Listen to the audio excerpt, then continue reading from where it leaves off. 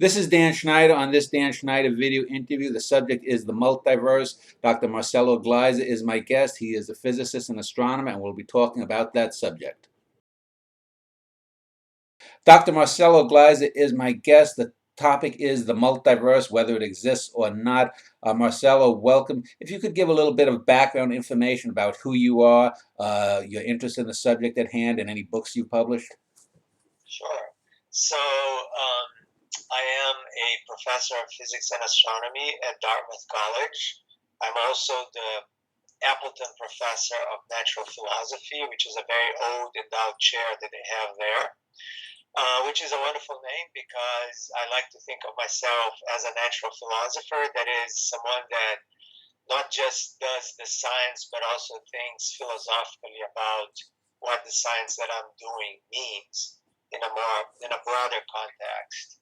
And in terms of research, my research has historically focused mostly on cosmology, which is basically the branch of physics that studies the origin and evolution of the universe as a whole, with a lot of input from particle physics and what we usually call a more technical term, something called field theory, which is just a mathematical way of describing how the different particles of nature interact using three forces and also gravity. I am also, apart from my research and my teaching, I spend quite a bit of my time as a very dedicated person in the public understanding of science. In particular, I have written 5 books now. My last one just came out. It's called The Simple Beauty of the Unexpected. And perhaps the most important characteristic of all these books is that, contrary to a lot of science books, which basically focus only on the science and its particulars, I tend to give a broader historical, philosophical, and even religious look into the way science fits in the broader scope of human culture.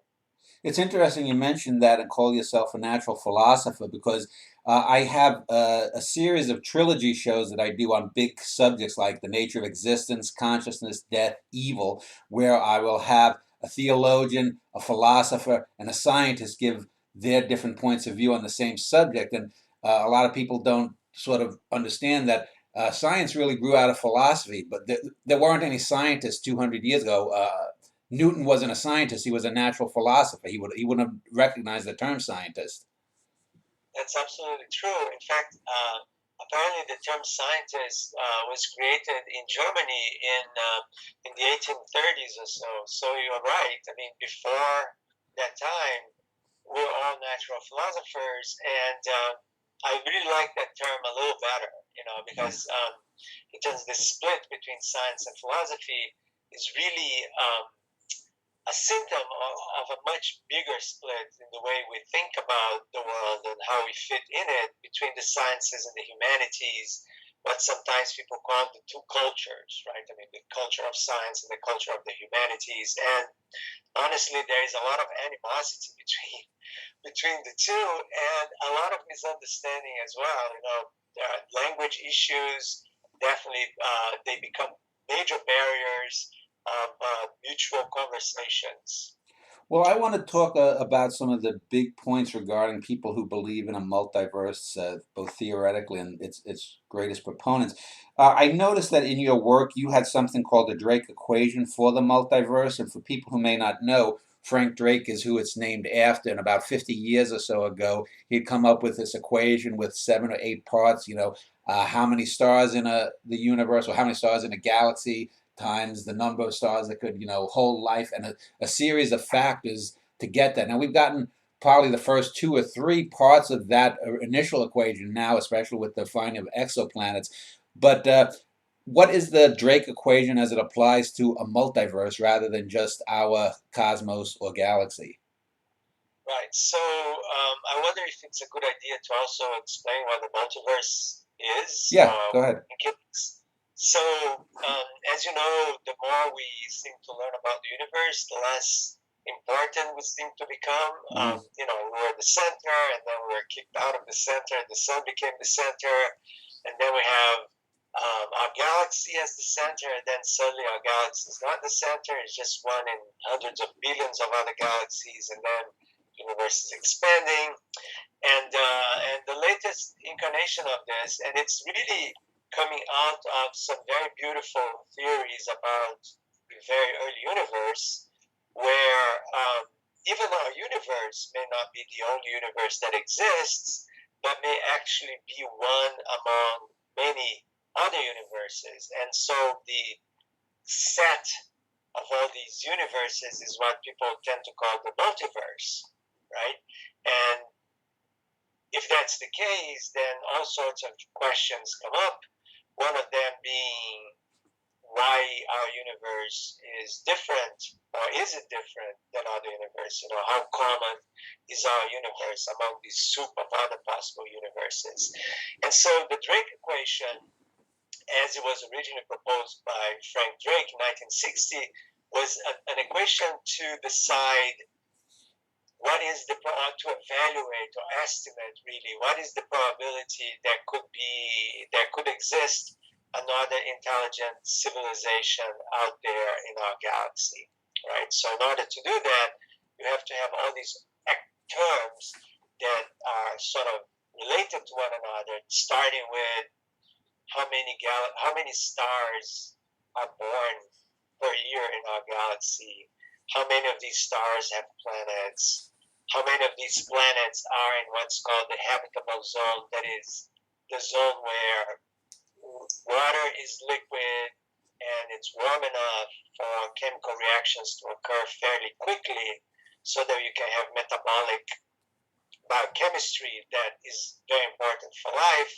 And then once you have life, how many of these planets with life have complex life and complex intelligent life? And then within that subset of the complex intelligent life planets, how many of those are capable of developing technological civilizations able to send radio signals around, right? So that's kind of the big umbrella of the Drake equation. Each one of these terms has a different probability that, as you mentioned before, we only really know the numbers for a couple of them. For example, we know how many stars are being born in our galaxy per year. It's about one per year roughly. And we now know that the vast majority of stars do have planets orbiting them, which is a wonderful thing. So that was a very specific equation written with the purpose of talking about intelligent life in our galaxy alone, right? So when you go from there to the multiverse, you're now in a much broader spectrum, and you ask questions like, oh my God, I'll repeat that. Yeah, just go ahead. Don't worry about it. Okay, so basically when you expand that to the multiverse, then you're actually talking about a collection of possible universes and what are the properties these universes need to have in order for us to be here, right? And that's where the very interesting questions about the multiverse come to be, because you're interested in knowing things like, what makes our universe so special? Well, for one thing, our universe is very old. It's about 14 billion years old. And why is that important? Well, that's important because it takes a real long time for stars to be born and for stars to evolve. And that means that you need to have a fairly old universe in order to have these older stars.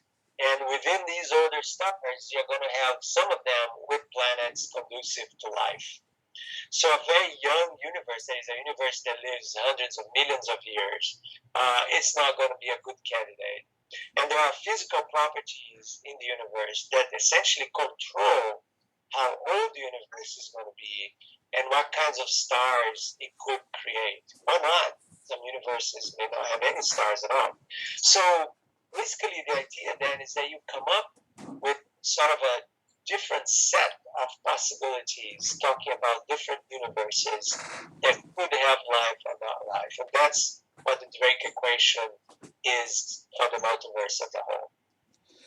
Well, there are many types of multiverses proposed. You had mentioned one about quantum choice and whatnot, and that's probably the one that in science fiction is the most used.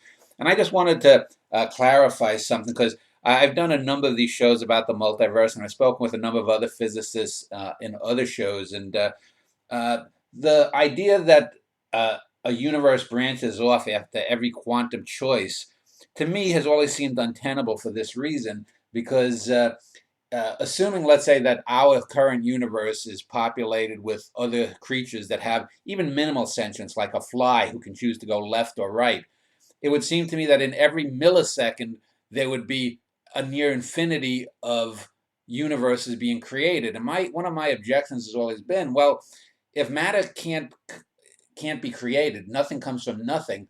Where does all of this matter come from for the infinite numbers of Marcelos and Dans and flies and other creatures just on our planet alone? Where does that come from? And what I've heard is most of the scientists or physicists have said, well, they're just hypothetical. They're, it's not something that's real. And this comes from the double slit experiment that shows that light can be a particle or a wave. But it seems to me that this is an example where science is not particularly careful with the words it uses, because when we talk about a thing like hypothetical, that is not necessarily real, because most of the scientists have said, well, if there are a dozen Dans or a dozen Marcelos being created every second, it's not really like another Marcelo has come into being.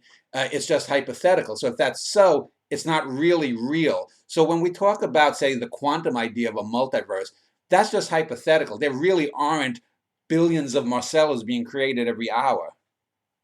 Right, that's a very, very nice point. And so this is called the many worlds interpretation of quantum mechanics. Yeah. And the idea, and I could go on forever about this because I wrote the whole book Yeah. describing the nature of reality, and in particular, this aspect of this quantum multiverse, which is called the island of knowledge. Yeah. And so starting from the beginning, you mentioned reality many times. Yeah. And so let's talk about that, because that also is essential to our understanding of the multiverse as a physical entity or not.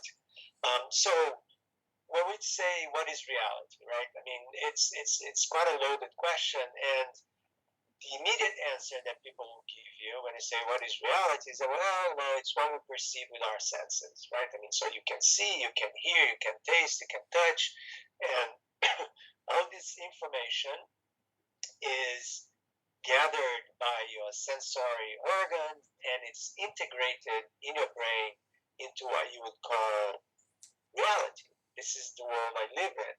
And that's a wonderful thing, but we also know that that is a very incomplete part of reality, that our senses only tell us a very short story, a very small fraction of what's truly going on around us. There are lots of frequencies that are going on that we can't hear. There is a lot of electromagnetic radiation around us that we cannot see because our eyes only capture a very tiny fraction of what's called the electromagnetic spectrum, what we call visible light.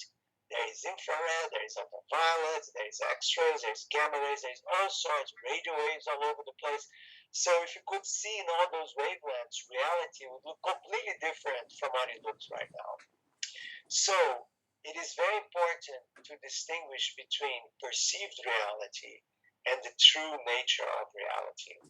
Okay, and so what science does and has been doing historically since Galileo has pointed his telescope to the moon is that he uses tools, instruments to amplify our perception of reality.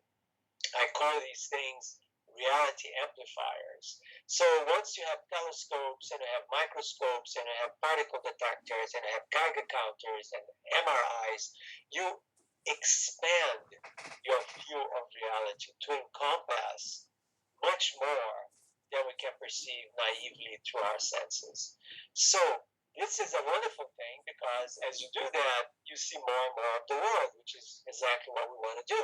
However, there is a point to this, which is a very, very important point here, which is our tools and our instruments can only capture a certain amount of information about the world because they have a certain range and they have a certain level of precision.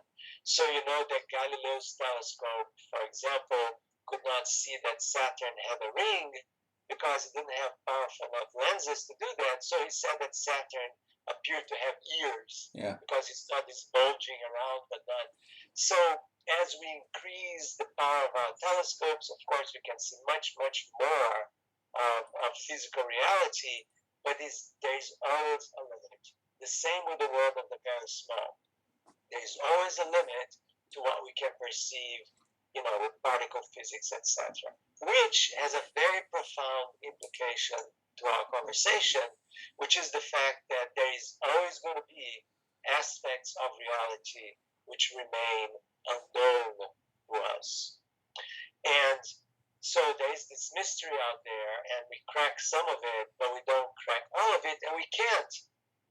By definition, by the way we gather information about the world, know all there is to know, right? So back to the quantum multiverse, this was just an idea to solve a very deep problem in quantum physics, which is we know how to operate with it, we know how to use it to calculate wonderful things, build wonderful technologies, but we don't know exactly how to interpret it. And the reason for that is that quantum physics is profoundly different from classical physics, which is the physics that we deal with in our everyday basis, right? So when we talk about motion, you can imagine a little car moving or a spaceship or something like that, and you have equations that describe the motions of those objects in space and time. So that's very cool, and that's very precise, and that's very intuitive. In quantum physics, the equations don't do that. They don't tell you, here's the electron, and the electron is moving around the hydrogen atom. The equation is not the equation for the position of the electron. The equation is the equation for what we call the wave function of the electron. And this wave function is sort of like a vague concept that basically gives you the probability that once you measure the electron, you're going to find it here or there in space. So the language changes, the structure changes, the epistemology, the way we acquire knowledge about the world in quantum physics changes. And so that's why when you start talking about probabilities, you say, hey, you make a measurement, you find the electron here, but you could have found it there. So there's a probability of being here and there. Those two things will give me different numbers. Those two things are two possible worlds that can exist, even though in this world, I can only see this one. So this many universe interpretation of quantum mechanics is to say that once you make a measurement, you may be measuring the electron here in this world, but in the other world, a parallel world, the electron is going to be here. And these two worlds, according to the theory, coexist in some sort of strange way without communicating with one another. But let me just ask, the important point is that's just from our perspective in our cosmos, that is just a theoretical, probable cosmos. That isn't as real to, if we were to go there, we would realize it by being there, but it's not real when we are not there. That's correct. Okay. So it's a construction. Yeah. Right? And what bothers me about, I never liked the many world interpretation. I continue not to like it. What bothers me, it sounds to me like very metaphysical. Yeah. But what it's trying to do, it's trying to give the wave function, it's trying to make the wave function into something real. Like it really gives you the position of the electron here or there. And I think the wave function is really not something real. What's real is the stuff you measure with your detectors. So there's a lot of controversy there. And I find that unless you could actually have some indication or some kind of detection that would tell you that the other universes do exist, I find it a very interesting, amusing idea, but that can't teach you anything new about physics. Yeah, and I'll get to other types of multiverses and which one you may or may not think is the most likely type, if there is such a thing, in a moment. I just wanted to ask you brought up an important point about the limits of knowledge, at least contemporary human knowledge. Do you think, for example, that things like dark matter, it's been 40, I think, years since the idea of dark matter was proposed. And basically, it's because the stars at the edge of galaxies seem to be moving as if there's other mass around it to keep it in concert with the stars closer to the center. And I've read things, and I'm just a layman, like modified Newtonian dynamics, which is also used to explain this rather than dark matter. Could it be, for example, that we, as limited mortal human beings with just our five basic senses and a few other minor senses, don't have the ability to see the universe in its completeness, i.e., some alien creature perhaps might have a different set of senses, might have an alien mathematics that could easily explain what to us looks like we need to make dark matter to fit in to explain something, you know? Yeah, well, we humans definitely have a limited sense of the universe. There's no question about that. And that goes again with this idea that we have tools that we use, and those tools are limited, and our imagination is limited, and hence we can't really see all there is to see out there. However, in the case of dark matter, there are so many ways in which you can detect its presence that it really is there. There is some kind of material in the universe, which actually I love the way Philip Pullman, who wrote the Dark, his Dark Materials, the series, he talked about it as dust, and the idea is that there is some stuff out there that is not made of ordinary matter. That is not made of protons and electrons. It's made of something else, and we know it's there because it has mass. And because it has mass, it has gravity. And so having gravity, it does interfere with the motions of things that we can see, that shine in some way. And because of that, we can use many different kinds of observations to see it. And we have done that, and we have seen it. So there are things called gravitational lensing observations, which have to do with the fact that matter bends space. And even dark matter, because it has mass, it is going to bend space. And so when you look at an object in this bent space, the space itself acts as a lens, which distorts the paths of light. And so you can infer what kind of mass is needed to do that. And it shows that you have all this dark matter there. And there are other ways in which we can do that using something called the microwave background radiation, which is sort of like this glow, afterglow from the Big Bang, that also only makes sense if about 25-26% of the amount of energy / matter in the universe is of this dark matter that we don't know what it is. So I think it's a real challenge for physics. It's perhaps one of the most pressing problems you can have in fundamental physics right now. What the heck is this thing? But I don't think it's coming from a false sense of reality. I think it's really out there. We just don't know what it is. Well, I want to talk about other types of multiverses that have been proposed. Probably, other than the many worlds quantum view, probably the most thought about multiverse is the over the horizon one, which to use an example, you look like you're sitting in a room. If someone set off a little firecracker, and let's say that was the Big Bang that created our universe, that would be in just one corner of the room, and in the other far corner, way past the bounds of where the remnants of the firecracker would end up on the floor, there could be other firecrackers that are going off, but the distance is so great that they could never interact. So do you think that that's a more likely type of multiverse? Or is that then just sort of expanding out? And just as we used to think the Milky Way was the whole universe, could it be that our little pocket of the universe is really just part of a larger universe? Right. So there are many levels to this. This kind of multiverse, which is, you could call it a cosmological multiverse as opposed to a quantum multiverse, is very, very different from the one we were talking about before, right? So, Yeah. so the idea is that there are theories that try to describe the early behavior of the universe using certain properties of matter that make this notion very compelling. That it is possible that our universe was really created because there was some field, we call it a field, that is relaxing to its lowest energy state. And as it's doing that, it causes the universe to expand very quickly. But because this is happening very early on, the way in which this field is going downhill to relax into its lowest energy state oscillates and kicks around a little bit because of those so-called quantum effects that I was mentioning that have to do with uncertainty.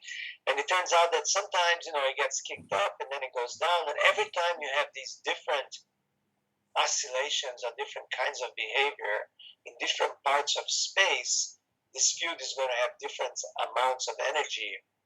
And because of that, you may create a different patch of space that is going to expand at a different rate than our patch of space. And then you end up having a proliferation of all these different patches that become separate universes with different amounts of expansion or sometimes even contraction.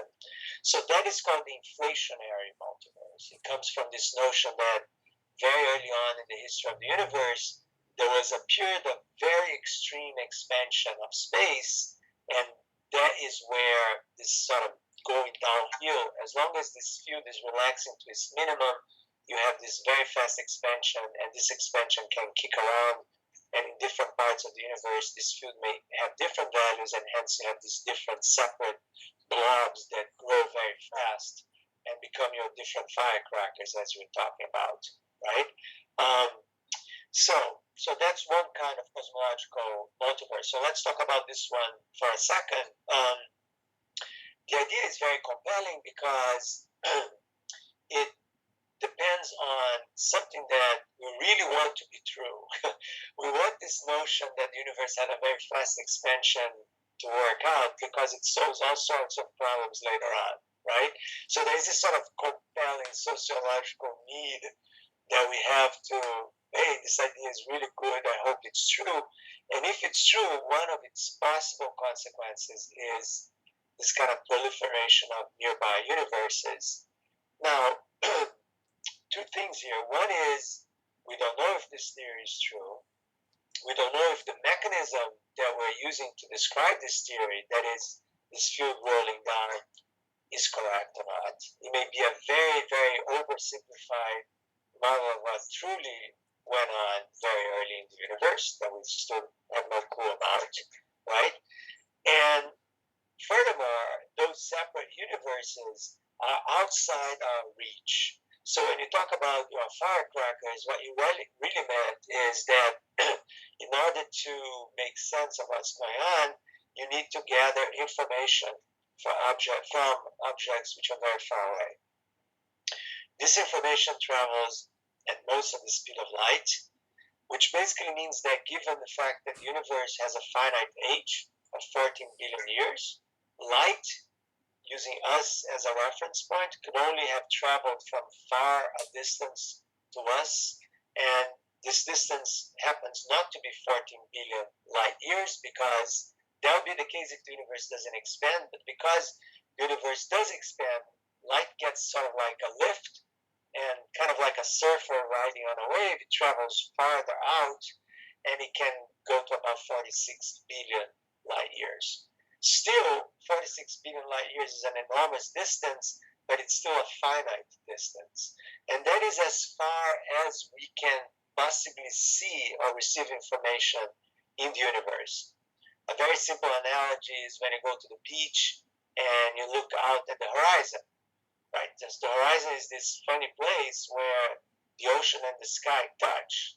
Well, they're not doing that because it's just an effect of the curvature of the Earth, but you also know that the ocean continues beyond the horizon, which basically is telling you that there is this aspect of reality you just can't see, but doesn't mean it doesn't exist. So the same happens with our cosmic bubble of information, our cosmic horizon. We cannot receive information from beyond it, but that doesn't mean that stuff doesn't exist out there. We would expect to have more universe and possibly even different universes out there, right? So the cosmic horizon is a real big deal, right? Because it speaks directly to the question you're asking me about the nature of physical reality and the possible existence or not of the multiverse. He speaks about the nature of physical reality because, just like the horizon and the beach, it tells you that there are aspects of reality, meaning the universe beyond our cosmic bubble, which are unknowable to us. We cannot know about these things. So even the most advanced cutting edge science is telling us that there are questions we can ask. What's the universe like beyond our cosmic bubble? That we cannot answer.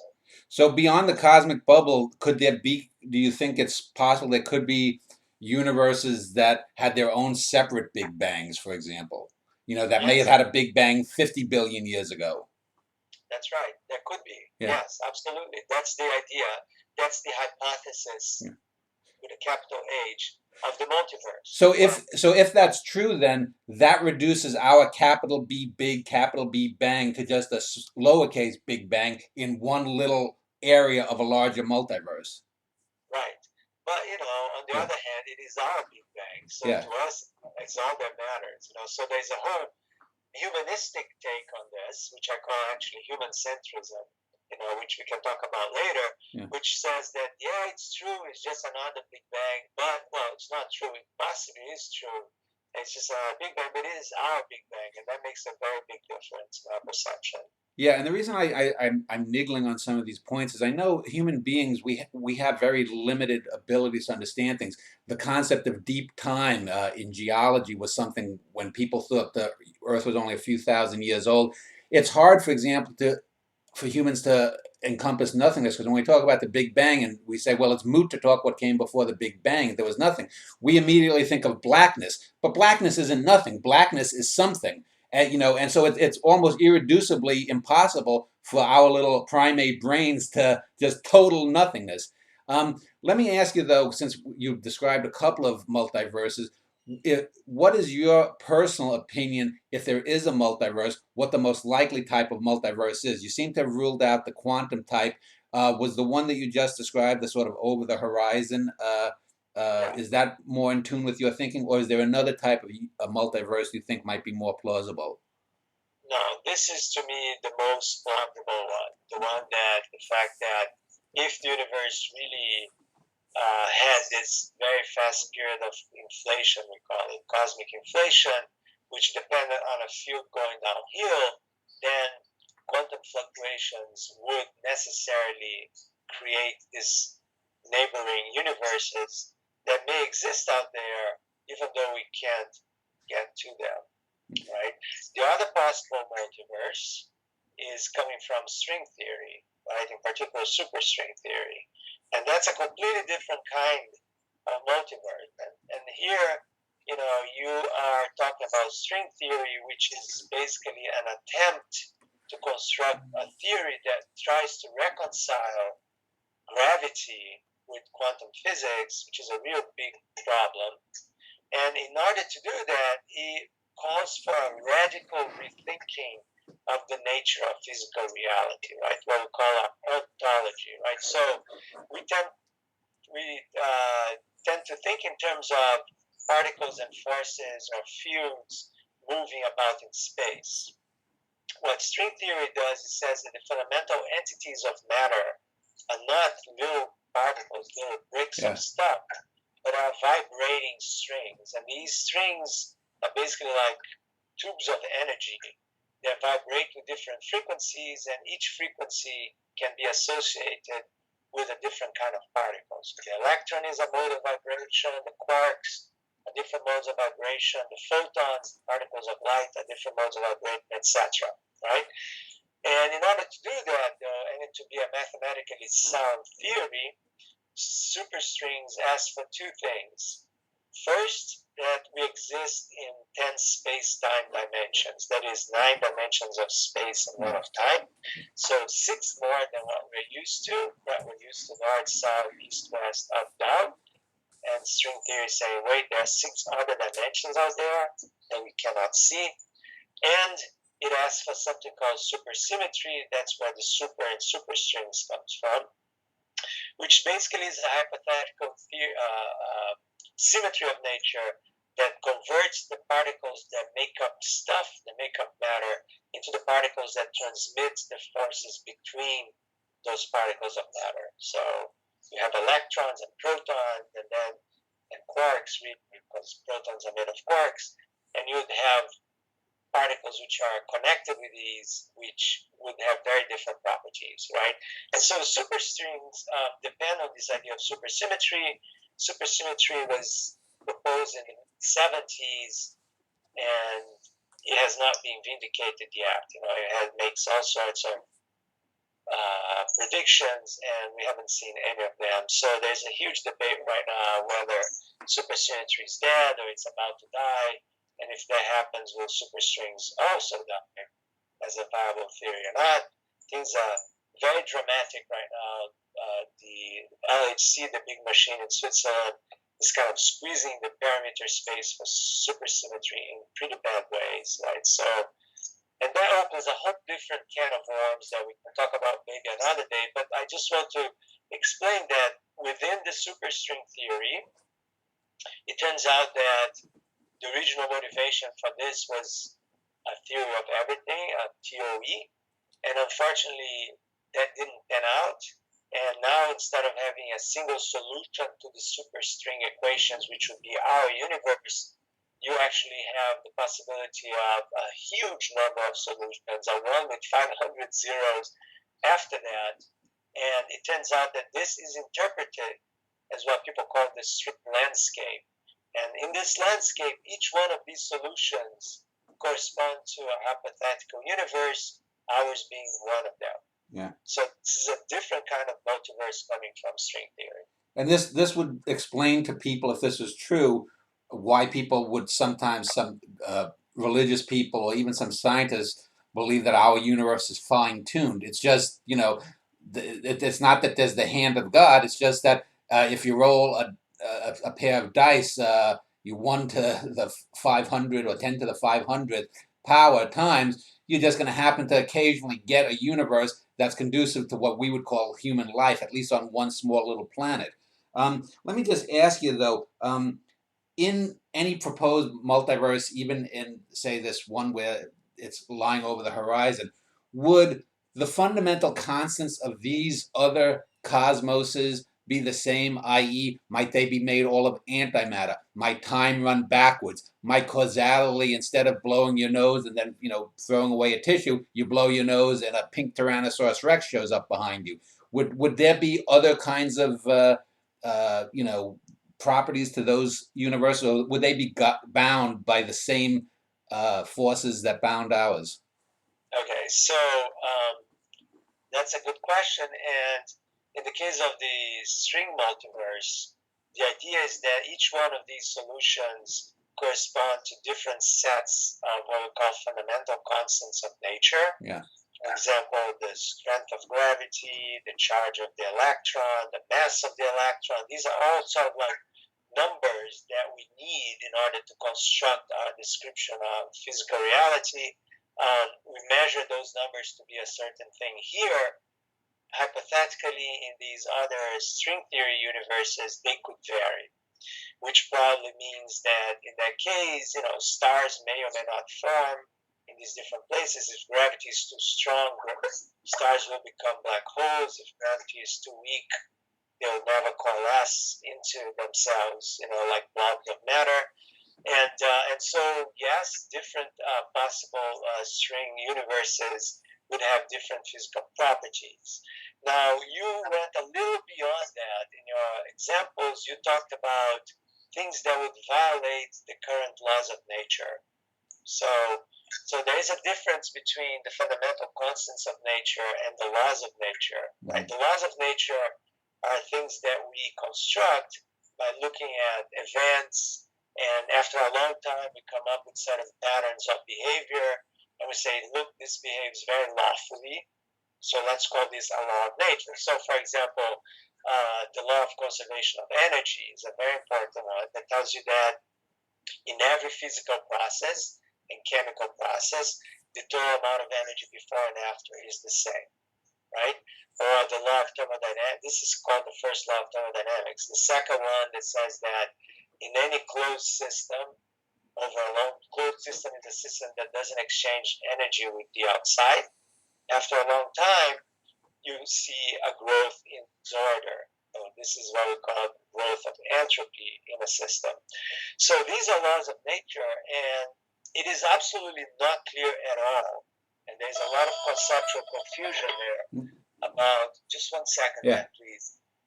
So as I was saying, so there is a very big confusion out there about the difference between the fundamental constants of nature and the laws of nature.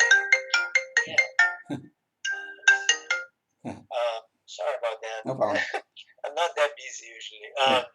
So, and the difference is that, laws of nature are things that we establish after watching the behavior of physical systems for a long time.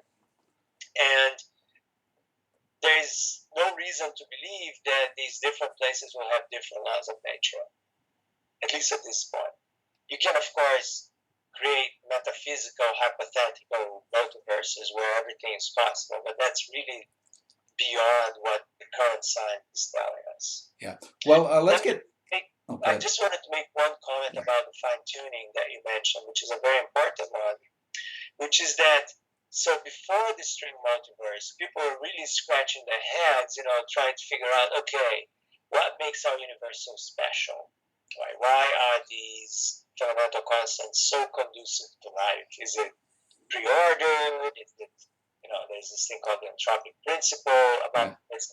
And what the proponents of the string multiverse are saying is precisely the opposite, that, hey, if you have this vast number of choices, the fact that ours is one of them is perfectly natural. You don't need any sort of monitoring or interfering in order to create our universe. Yeah.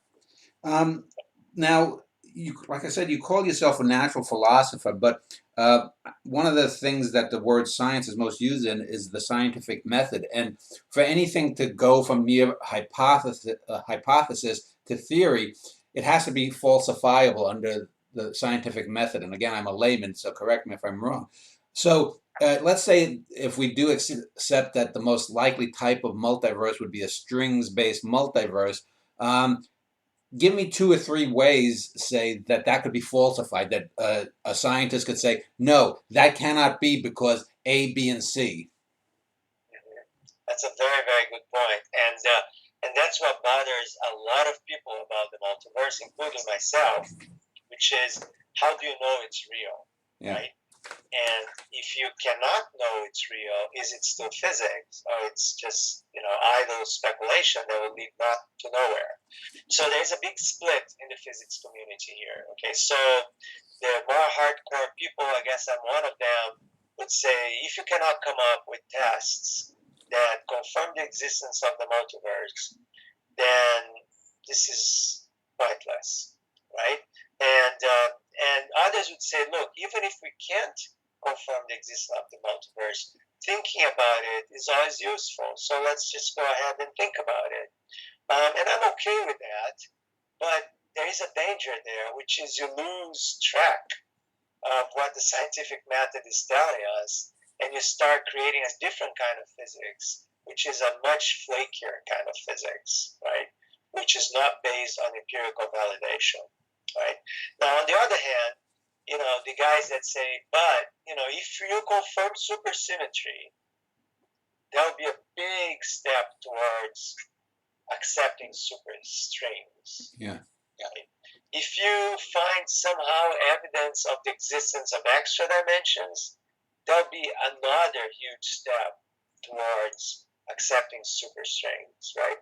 These are indirect evidence of a multiverse, but certainly, if the theories that predict these things are being validated in some way, then multiverses suddenly become less implausible, right?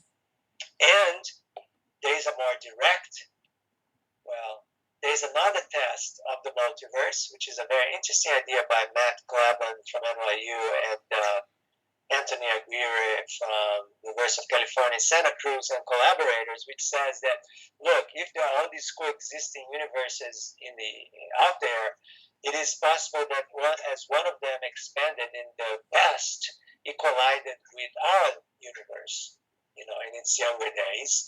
And if that's the case, sort of like two soap bubbles colliding, even if the collision happened on the outside of our cosmic bubble, the violent effect could create distortions in the distribution of matter and radiation that we could measure in our universe now.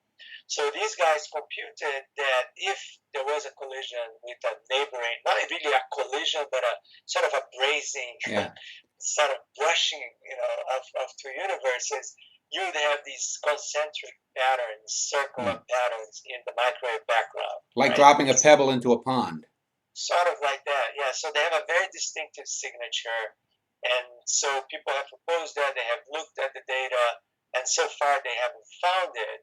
But what's interesting about this, obviously, otherwise everybody's going to go wild, but what's interesting about this is that there may be other ways that we haven't thought about that could perhaps vindicate the multiverse indirectly. Yeah. So the point here is you can never have direct physical evidence of the existence of the multiverse because of our cosmic bubble, right? Yeah. It's out there. It can't get here. And that is a problem. So you have to start thinking of, well, are there other examples in physics where this has happened? And, if you really want to push it, you can say, well, the idea of atoms is as old as ancient Greece. Yeah. And they have been speculated to exist for a very long time. And then in the early 20th century, we found out that they do exist. We know their properties. And even though we cannot see them directly, we are pretty sure that they exist and we understand what's going on out there. Yeah. And so, and of course, now we can see them directly, right? There are ways in which we can visualize that. So people say, well, maybe that's the case with the multiverse. However, it isn't. Because in the multiverse, you really are constrained by our information bubble. So you really cannot get any sort of very direct evidence of what's going on there. And with atoms now, you can visualize them, you can do all sorts of things with them. So we really have a serious problem to do with. And just to mention, that when you talked about universes brushing by each other, that's part of membrane theory, right? That brains, like that there are. Right. So membrane theory is a different thing, right? So let's not go there. Okay. But this is independent of membrane theories. Okay.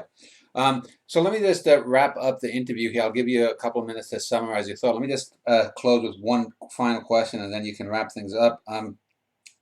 People have this idea, a lot of from science fiction mostly, that there could be alien creatures from not only different worlds but different dimensions, really meaning different universes or multiverses. So I would take it that you would rule that out. I mean, there could certainly be alien creatures on some of these extrasolar planets that we're discovering, maybe greater than us in knowledge or not. But the idea, for example, that we could be contacted by an Earth just one universe over, in which, Marcelo Gleiser B is speaking to you, Marcelo Gleiser A, is just impossible. Right. Yeah. So, you can play all sorts of games, and there are friends of mine, scientists that do that very often, even write books about it. But in all honesty, I think that those are just platonic musings that have very little to tell us about the true nature of physical reality. And my comment, which I think is the most important one, which I want to again say, if viewers are interested, they can look at my last two books, The Simple Beauty of the Unexpected, and the one before that, The Island of Knowledge, which is how we get information about nature completely determines the theories that would describe nature with. Yeah. And that is fundamental, and you cannot separate the two. Physics is an empirical science in the end, and even though we have great ideas and intuitions, only experiments decide which ones are right or wrong. Yeah. So the dangers that we have is that we believe so much in an idea, we are so passionate about it because it's so beautiful, so elegant, that you want it to be true so much that you sort of close your eyes to ongoing evidence against it. Yeah. And there is a danger that we are witnessing some of it right now. Yeah. Right? In the sense that there are some ideas that have been hanging out there for 40, 50 years that have not been vindicated, not even close, and they're still being passionately defended by a lot of people. And I'm assuming you would include string theory amongst them? Yes. And the worst part of it is that it's the kind of theory you cannot kill because, it has so many adjustable parameters that you can say, hey, the LHC is not finding supersymmetry, no problem. It's because the models of supersymmetry that the LHC can find are not the ones nature uses. Look, I can tweak things up so that this new theory acts at energies much higher than what we could possibly probe with our machines, and so the ghost remains alive, so to speak. Well, and you keep doing that, right? Let me just ask you the final question I wanted to ask was that science is a pursuit to determine basically the mechanistic, to use a simple term, ways that things work, whether it's evolution, whether it's eyesight, whether it's the creation of the cosmos. Do you believe that there are what I would call just because answers, i.e. answers that you can't get to, that get to why things are, i.e. we could know all, even if we know, for example, how our cosmos works, how every fundamental force interacts with every fundamental force, even those we may discover in 10,000 years, we'll never particularly be able to get to the why. Why did this universe come into being? Why, is there meaning to this all? Do you think that the question of why things are or why things mean things is something beyond the scientific purview? Right. So that's the usual thing, that the science does the how, and religion or metaphysics does the why. And to a certain extent, that is correct. That science has not been developed to explain the reasons behind things. It's being developed to explain how things work and how the universe operates. But remember that even within science, there are unknowables. Remember, I was mentioning that before, that's why I have this metaphor of the island of knowledge, right? Because the idea here is that let's assume that everything that we know about the universe sits in an island, and this island, being a good island, may grow because we're learning more about the universe, and it's surrounded by what we call an ocean, in this case, the ocean of the unknown, what we don't know.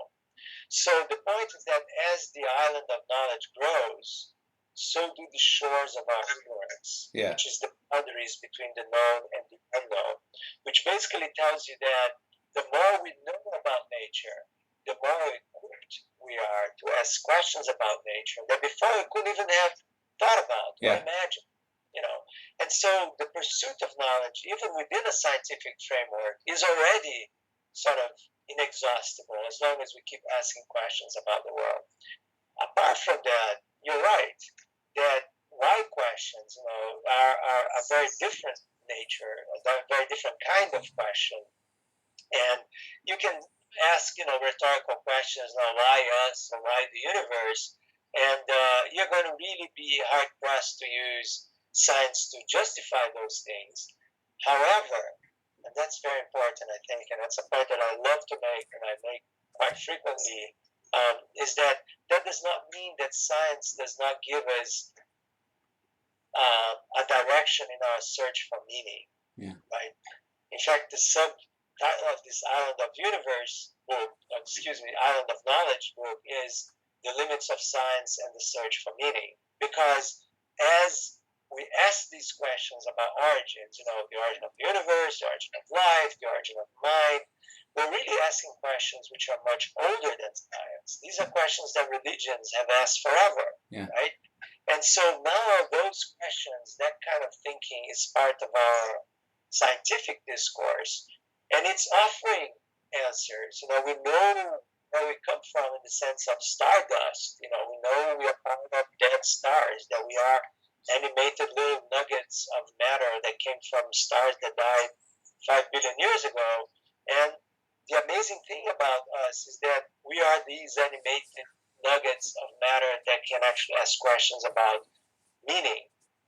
So that to me puts us back into the center of things as really important players in the big cosmic, stage. Yeah. And there could be others out there, we don't know about them, but as long as we're here asking questions about meaning, we are a very special kind of matter, right?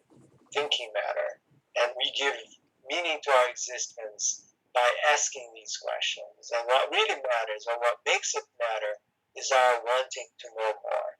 Yeah, you just echoed what I've always told people in the arts. I've said that the most interesting thing about the human plight is that we have the power to imbue meaning into our existence. I can say that my life means this because I choose A, B, and C, and yours means what you want it to be. To me, that seems to be the most one of the most interesting things. Well, anyway, MarceloGleiser.com is Marcelo's website. I'll link to it also. His Wikipedia page, and I want to thank you for an interesting conversation. Hopefully, we'll converse again, maybe in the next year or something, about some of the topics of your other books, because it was very informative. So I just want to thank you for your time and expertise. You're very welcome. And let me give one last invitation to your viewers to go to ice.dartmouth.edu, which is a new institute that tries to bring the sciences and the humanities into constructive dialogue, and there'll be all sorts of public events from this institute that I direct. So that's a good example of how science and philosophy and theology can come into constructive conversations. Okay, well, thank you again. You're welcome.